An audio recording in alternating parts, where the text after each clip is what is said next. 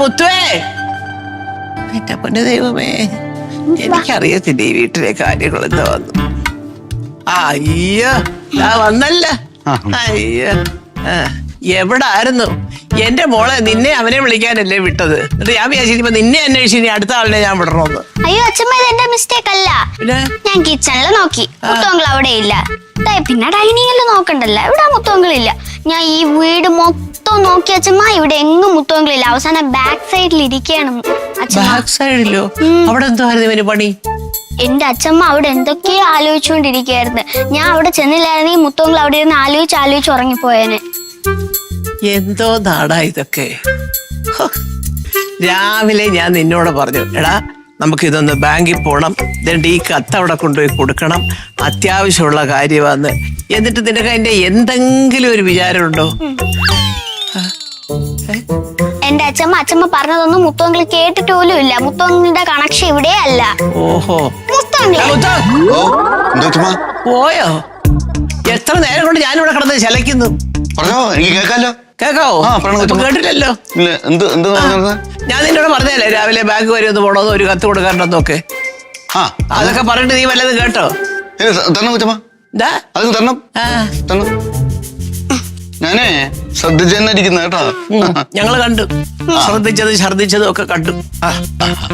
അതെ, ഇത് ബാങ്കിൽ കൊണ്ടുപോയി കൊടുക്കണം. മാനേജരെ കാണാൻ നിൽക്കണ്ട, അയാളെ മെനക്കെടുത്താൻ പോകണ്ട. അവിടെ ഹെൽപ്പ് ഡെസ്ക് എന്ന് എഴുതി വെച്ചിട്ടുണ്ട്. അവിടെ ചെന്ന് സുഷമ മാഡം ആരാന്ന് ചോദിച്ചിരിക്കാം. ഈ പണ്ടത്തെ കണക്കല്ല, ഇപ്പോൾ ബാങ്കിൽ ഡെസ്കും ബെഞ്ചൊന്നും ഇല്ല, എല്ലാം മറ്റേ കണ്ണാടിക്കൂടിനകത്താണ് ടീം ഇരിക്കുന്നത്. ആണോ? ഉള്ള ബെഞ്ചും ഡെസ്ക് നീ എടുത്ത് നിന്റെ വീട്ടിൽ കൊണ്ടുപോയി. ഞാൻ പല കൊണ്ട് കേട്ടാ ബെഞ്ചും ഡെസ്ക്. എടാ, അവിടെ ചെന്ന് സുഷമ മാഡം എവിടെയെന്ന് പേര് ചോദിക്കുക. ആരെങ്കിലും നിനക്ക് കാണിച്ചു തരും. ബെഞ്ചും ഡെസ്കും ഒന്നും നീ അന്വേഷിക്കണ്ട കേട്ടോ. എന്നിട്ട് ഈ കത്ത് കൊടുത്തിട്ട് പറയാം മാഡം തന്ന അയച്ചാണെന്ന് പറഞ്ഞാ മതി. ഈ ഇപ്പൊ നമ്മൾ ബാങ്കിൽ പോകേണ്ട കാര്യം എന്താണ് കൊച്ചമ്മ? എന്റെ പൊന്നു മുത്തു, എനിക്ക് വയ്യ. പറയുന്ന ഒരു കാര്യം ചെയ്യാവോ? നീ ഇവിടുന്ന് ഒന്ന് പോയി തരാവോ? കൊച്ചമ്മയുടെ മനസ്സ് ശരിയല്ല, മനസ്സ് ഇവിടെ അല്ല. അതാണ് എന്റെ ഒരു കൊച്ചമ്മയുടെ മനസ്സാണ് ഇവിടെ അല്ലാതായി പോയി. അവനാണ് സർവത്ര മനസ്സുകൊണ്ട് ഇവിടെ നിൽക്കുക. എന്റെ പൊന്നു മക്കളെ, ചെറിയച്ഛനെ ഒന്ന് വിളിക്കൂ എന്റെ പൊന്നു മോള്. അതിന് മറക്കല്ലേ? ഇല്ല, ഞാൻ മറക്കൂല. കൊച്ചമ്മ, ഇപ്പൊ ഈ ബാങ്കിൽ പോണെന്ന് രാവിലെയും പറഞ്ഞായിരുന്നു. ഈ ബാങ്കിൽ പോയിട്ട് എന്താണ് നമ്മൾ ചെയ്യേണ്ടത്? മുത്തു, നിനക്ക് എന്തുവാടാ പറ്റിയത്? ഒന്നും പറ്റില്ല കൊച്ചമ്മ. ഇല്ലേ? ഇല്ല.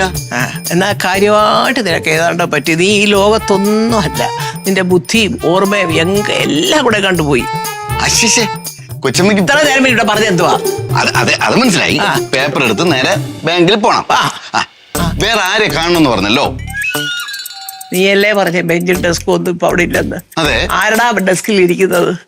അതിന്റെ പേരാണ് പറഞ്ഞത്. ആ ഹെൽപ്പ് ഡെസ്കിൽ ചെന്ന് സുഷമ മാഡം ആരാന്നൊന്ന് വാ തുറന്ന് ചോദിക്ക്. ചോദിച്ചിട്ട് ഇത് മാഡം തന്ന ആശാന്ന് ഇത് അങ്ങോട്ട് കൊടുക്കണം. പക്ഷെ ഇതൊന്നും നടക്കാൻ പോകുന്നില്ല. കാരണം നീ ഇപ്പൊ ഇവിടെ ഒന്നും അല്ല. നിന്റെ മനസ്സും ബുദ്ധിയും എല്ലാം എങ്ങാണ്ടോ നിൽക്കുക. അയ്യോ എന്റെ പൊന്നു മോനെ, ആ പേപ്പറിയുണ്ടോ? എന്റെ മക്കളെ, ദാണ്ട് ഇതേ എനിക്കൊന്ന് അത്യാവശ്യമായിട്ട് ബാങ്കിൽ കൊണ്ടുപോയി കൊടുക്കണം. എനിക്ക് 3 മാസത്തെ സ്റ്റേറ്റ്മെന്റ് ഉടനെ വേണം. പറഞ്ഞപ്പോ ഇവൻ വേറെ ഏതാണ്ട് ലോകത്ത് അതിനെ ഒന്നും കേൾക്കുന്നില്ല അവന്. അല്ലമ്മ, ബാങ്ക് സ്റ്റേറ്റ്മെന്റ് എടുക്കാൻ വേണ്ടിയിട്ട് ബാങ്കിൽ പോകേണ്ട കാര്യമില്ല. അമ്മയുടെ മൊബൈൽ ആപ്ലിക്കേഷൻ ഉണ്ട്, അതിനകത്ത് റിക്വസ്റ്റ് ചെയ്ത് കഴിഞ്ഞാൽ 3 6 1 വർഷത്തെ സ്റ്റേറ്റ്മെന്റ് നമുക്ക് എടുക്കാവുന്നേ ഉള്ളൂ. ആണോ? ആ മൊബൈൽ ഞാൻ ചെയ്ത. എന്നാ മോൻ അതൊന്ന് എടുത്തതാ. യോ എന്റെ പൊന്നേ, പോട് അങ്ങോട്ട് പോട്. ചേട്ട് വരാം.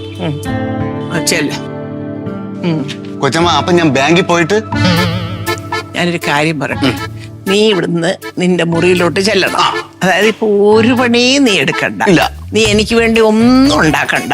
ആ മുറി ചെന്ന് വല്ല നീണ്ടു നവർന്ന് സുഖമായിട്ട് കിടന്നൊന്ന് ഉറങ്ങുക.